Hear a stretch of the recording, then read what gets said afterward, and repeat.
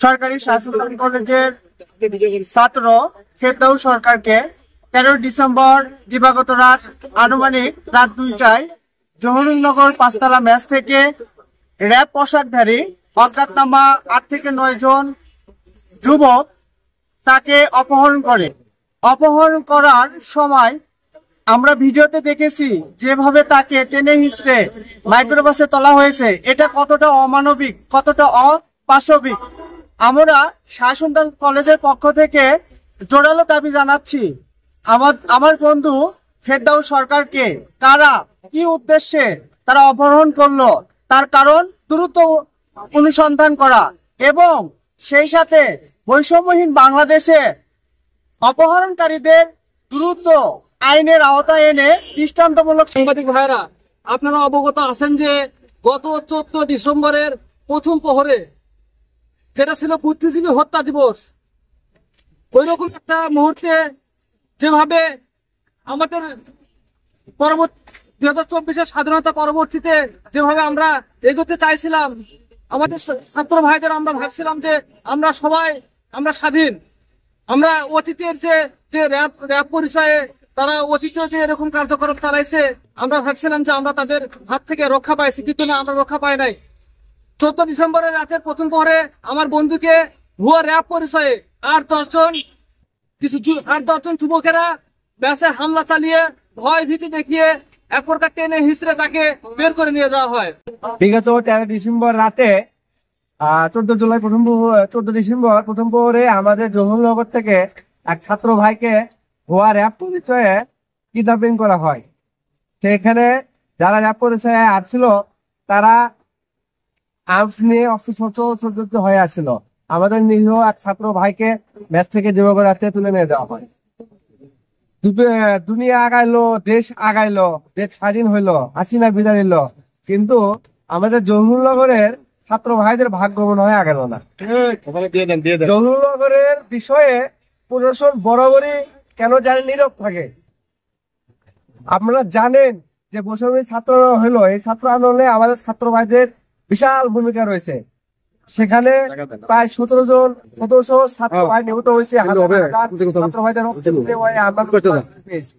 সেই নতুন বাংলাদেশ আমরা কেবল সবে শুরু করতেছি, সেই শুরু না করতে স্বাধীনতা শুরুর আগে মনে হয় ধ্বংস হয়ে যাইতেছে। আমাদের জহুরনগর থেকে ভুয়া র্যাব পরিচয়ে আমাদের এক ছাত্র ভাইকে তুলে নেওয়া হয়েছে, অথচ সেখানে প্রশাসন ভূমিকা পালন করতেছে। জহুরনগরে প্রশাসন রাত বিরতে প্রায় সেরকম কোনো টহল দেয় না, সেরকম আমাদের সিকিউরিটি দায়িত্ব পায় নেয় না বললেই চলে। সরকারি আবির্ভাব করলে ছাত্রদের একটা বিশাল অংশ জহুরনগরে বসবাস করে। জহুরনগরের ছাত্র ভাইদের প্রশ্নে কেন জানি প্রশাসন নীরব ভূমিকা পালন করে। সেখানে তাদের কাছে কোনো ওখানে অভিযোগ যদি জানানো হয়, প্রশাসন বলে এটা হলো স্টেডিয়াম ফাঁড়ির অংশ, আবার স্টেডিয়াম ফাঁড়ির কাছে যাওয়া হয় তারা বলে এটা হলো উপশহর পুলিশ ফাঁড়ির অংশ। তাদের এই দুই পুলিশ ফাঁড়ির অংশ এই হৃদয়ের ভিতরে আমাদের ছাত্র ভাইদের জীবন করে আসে। সেখানে তো রাত বিরতে চুরি, রাহাজানি, ডাকাতি এগুলো তো নিয়মিত ঘটনা হয়ে আছে।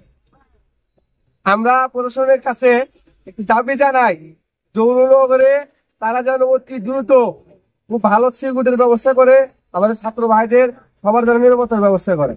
আর যারা র্যাব পরিচয়ে এই ভাইদেরকে আমার ভাইকে তুলনায় নিয়ে গেছে, তাকে অনেক নির্যাতন করছে, তাদেরকে অতি কঠোর তাদেরকে চিহ্নিত করে কঠোর শাস্তির আওতায় আনার দাবি জানাচ্ছি। সেই সাথে আর একটা বিষয় জানাই, এই যে সকল দর্জিরা এই যে ভুয়া র্যাবের বানা দেয়, পোশাক বানা দেয়, সেই দর্জিদেরকে এখন মনে কেন চিহ্নিত করা হয় না? সবার প্রথম এই দর্জিদেরকে যারা ভুয়া র্যাব পরিচয় র্যাবের যারা পোশাক আশাক বানা দেয় এদেরকেও চিহ্নিত করার দাবি জানাই। একে চিহ্নিত করে কোনো শাস্তি না হওয়ার আওতায় দাবি জানাচ্ছি। ধন্যবাদ। আমার ভাগিনা এবং আমার জামাই 13 তারিখ দিবাগত রাতে অপহরণ হয় র্যাবের পোশাক পরে। আমি আপনাদের মাধ্যমে র্যাবের মহাপরিদর্শকের কাছে আমার আবেদন, আপনাদেরকে যে পোশাক দেওয়া হয়েছে সেই পোশাক পরে আজকে আমার ভাগিনাকে অপহরণ করে অনেক টাকা দাবি করে এবং আমাদের কাছে টাকাও নিয়ে এসেছে। আমি আপনাদের মাধ্যমে জানতে চাচ্ছি, যে পোশাক আপনাকে দেওয়া হয়েছে সেই পোশাকের যে অবমাননা করে আজকে আমার ভাইনের জীবনটাকে শেষের দিকে প্রায়, হ্যাঁ, কিন্তু আপনারা কি করছেন? আমরা আপনাদের মাধ্যমে, আমি র্যাবের মহাপরিদর্শকের মাধ্যমে আমি জানতে চাচ্ছি, যেহেতু আপনাকে বাংলাদেশের মানুষ আপনাকে এই যে মহান দায়িত্ব আপনাকে দিয়ে দিছে, যে ইউনিফর্ম আপনাকে দিয়ে দিছে, সেই ইউনিফর্মকে আজকে আমার আজকে অপহরণ করেছে, তাহলে বাংলাদেশের মানুষ কোথায় আস্থা পাবে? এই ইউনিফর্ম দিয়ে যদি মানুষ যদি নিরাপত্তা না পায়, এর জন্য আমি আপনার মাধ্যমে আকুল আবেদন এবং সর্বোচ্চ শাস্তি, এই যে অপরাধী এই হোতাকে সর্বোচ্চ শাস্তি কামনা করছি আপনার মাধ্যমে।